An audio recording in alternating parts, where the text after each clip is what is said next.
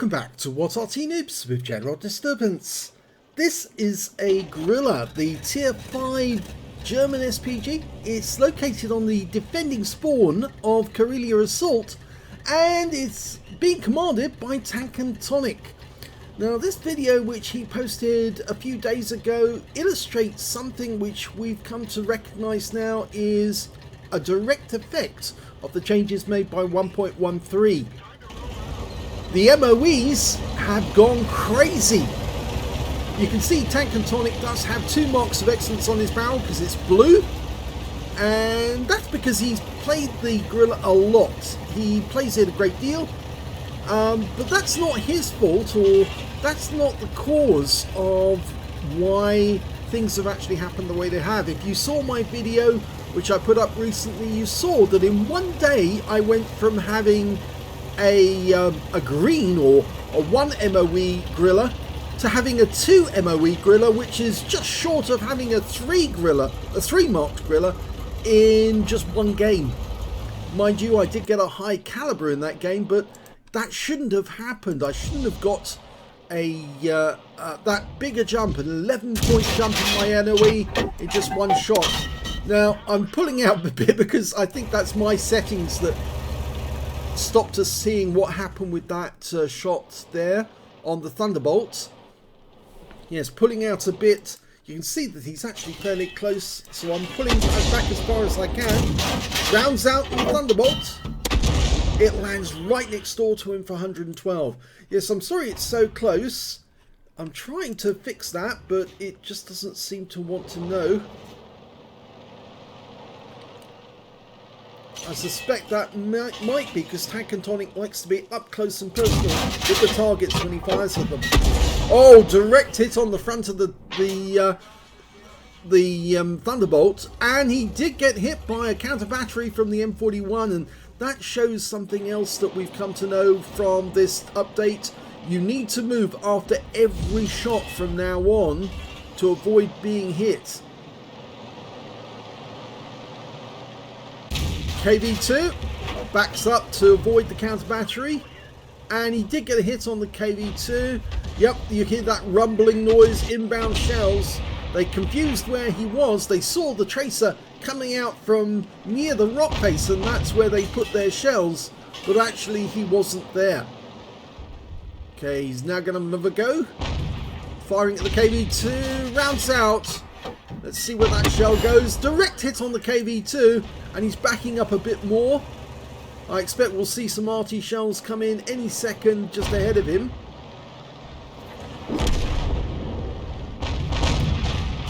He's doing well, because what he's doing is he's taking his time and being patient to ensure that he gets accurate hits. You let the Arty dial in on your target, otherwise you won't get as accurate shots as you would like. Take this Wolverine for instance. He's not fully dialed in yet, but he will be in about 3 to 4 seconds, and when he shoots you should get an accurate hit. Now I pulled back there to see what happened to the shell, and can see that TanqAndTonic is already backing up to his new firing position. Whoa, the Wolverine's gone, and now he just needs to deal with that KV2. Now this Arty has got a very high trajectory, and even though Wargaming will have lowered that trajectory a little with the changes, it's still got a very high arc, which means that he should be able to hit targets even if they're hiding behind rocks. And the KV2's gone.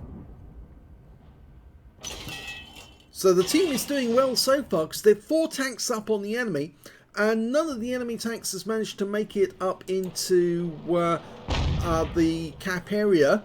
But he's just spotted an E2, the Sherman Jumbo, who's actually managed to make it up Quickie Baby's ramp, or the ramp near the cap area. And he fired a round in there and just splashed the E2 and tracked him. Now he really does need to put a shell. I'm trying to get a good picture for you. I've had to take control of the camera myself. Now if it looks like the reticule is wandering, it's only because I'm actually controlling the camera and not him. Ah, direct hit, another good shot, because that's now made the E2 a 1 shot.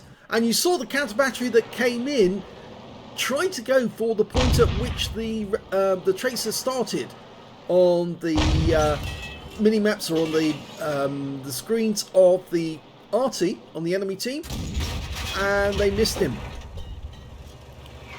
And yet again, they're missing because they're not working out precisely where he is. They did on those couple of shots where he fired, where he stayed in the same position, but that's only because he kept firing from the same spot, and they obviously then worked out, yep, he was a little further back than they were aiming. Okay, we've got another enemy tank. It's the Thunderbolt, the one that we were firing at earlier. You can see that he has been hit a few times. Rounds out. Now that appeared to land behind him, and you can see that TanqAndTonic moved immediately to avoid any counter battery. More shots are going near that Thunderbolt.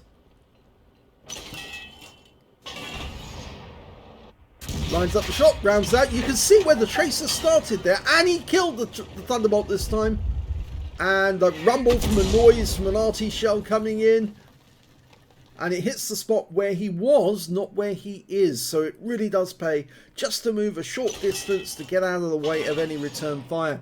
And also to put a sideways element to your moves. So when you do move, don't just move straight forwards or straight backwards. Put some movement to one side into it, and that will prevent them hitting the right spot, because obviously they won't factor into account the fact that you've moved to one side or the other.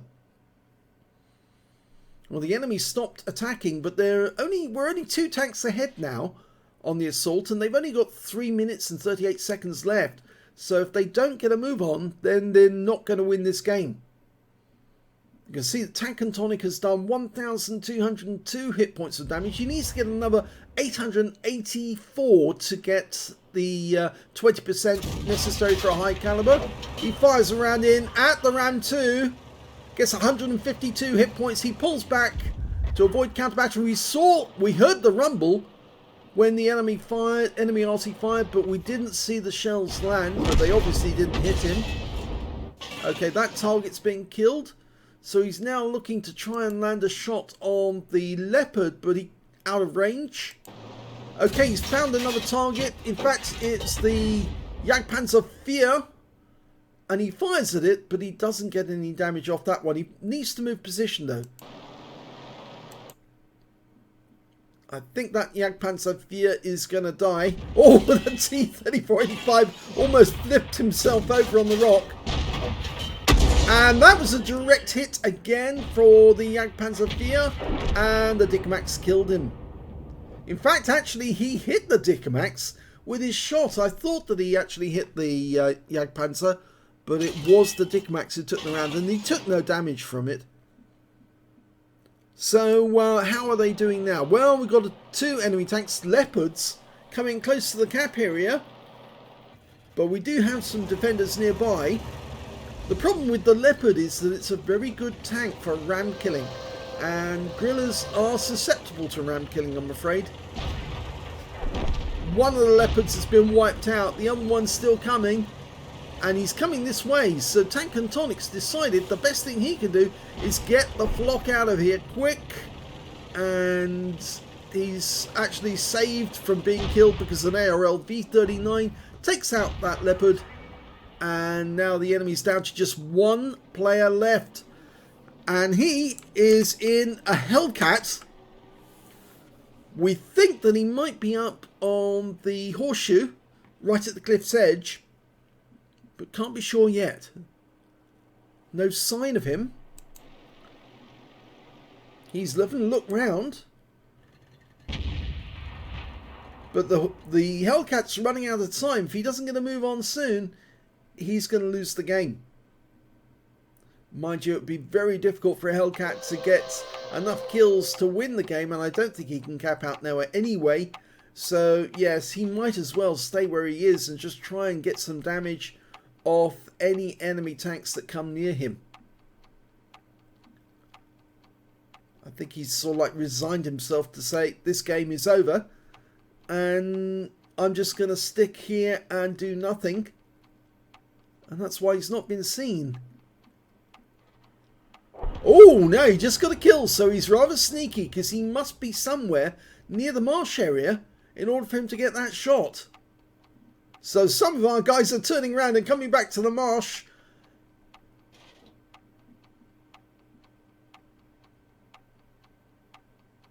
I think that TanqAndTonic is looking in the wrong direction, actually. I think he's near the marsh area. Pretty sure. Clock's ticking down. Yes, he is in the marsh. And it's too late for him to do anything. And that is the end of the game.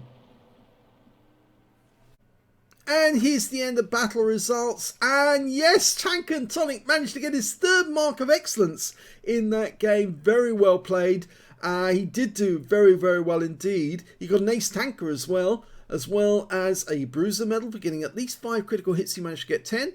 And he got a Confederate medal because he hit more of the enemy than anyone else on his team. At least 6 attacks, which was subsequently taken out by other teammates. And if we look at the team score, we can see that he didn't get the highest damage overall because the M18 Hellcat, surprisingly, the one who survived, got 1,866 hit points. He managed to get the third highest, or is it fourth highest damage? Fourth highest damage in the game because the ARL V39 managed to get 1,552. Then the Wizzy 131G FT managed 1,511. And then it was TanqAndTonic who managed to get 1,504 hit points. When it came to kills, it was the Wizzy 131G and the ARL V39. Both got 4 kills apiece. 3 kills went to the M18 and then 2 kills to the Fury. I'm afraid TanqAndTonic only managed to get 1 kill, but that probably helped him to get the Confederate. And when it came to base XP, he's top of the table with 930 base experience points. 790 went to the Fury, 758 went to the ARL V39. He fired 16 rounds in that game, got 8 direct hits, no penetrations but 19 splash. Damage of 1,504 hit points, all of it at more than 300 meters. He did receive a hit by way of splash damage. One of the enemy Arty worked out where he was because he stayed in the same position for too long. And it's always a good idea to change position after each shot, or at least mix it up a bit. Don't always stay in the same spot unless you are definitely trying to focus on a target that's moving about quite a lot and the enemy doesn't appear to be counter-batterying. That's the only proviso I would say from staying in the same position. But generally I would say move about quite a bit, because if you do, it throws off any possibility of the enemy getting a splash or a counter-battery on you. He damaged 8 of the enemy, killed 1, and did 43 hit points of damage assistance plus 1,454 hit points of stun assist off 16 stuns. So he was actually effectively hitting targets, stunning them, and getting his teammates to actually shoot them. And that is one of the ways, of course, getting damage assistance. It's very difficult to do that now after 1.13 because obviously stun does not last as long. And of course, only one type of shell actually gives stun on the enemy, so it does help if you do have a team who shoots at the targets you're hitting. He earned 29,929 credits on a premium count, and after repair and ammunition resupply took away 35,890 credits. He got 930 XP, 1,395 experience points taken away. So congratulations there to TanqAndTonic. This is not the first 3 mark that we've seen by the practiced and expert Arty players. We've seen a lot of other expert Arty players in What Arty Noobs, because we're not just noobs, there are a lot of third mark players in our group, and we've seen a lot of them just recently, and it's indicating to us that there's a lot of people playing Arty who don't know how to play Arty and are playing badly, or they're using armor-piercing shells and they're missing their targets, and as a consequence they're getting very poor damage scores, whilst expert players like TanqAndTonic and others are getting very high scores on damage, and as a consequence they're going up the MOE scale very, very quickly, because obviously, as you know, MOE is based on the average damage and average assistance damage that you do over a specific period, which is 14 days. It counts the last 100 or whatever last number of games that you've played and averages out the damage, and then compares that with the averages of other players who've played the same vehicle over the same period. So if they play it badly and you play it well, your MOE is going to go shooting up the scale, and the more bad damage that other Arty players is getting is actually increasing your chances of getting a third mark. Now TanqAndTonic has achieved his third mark. He will never lose that. It will always be on his barrel. It will announce to a lot of people that he is an expert player. So yeah, I'm afraid it means that a lot of people will look to him to win the battle for him. But on the other side of the scale, it also says, I'm dangerous. I'm good at what I do. Let me do what I need to do and I will win the game. So congratulations to TanqAndTonic. If you enjoyed that replay, please give this video a like. Do subscribe to our channel. Leave a little comment down below because it feeds the algorithm.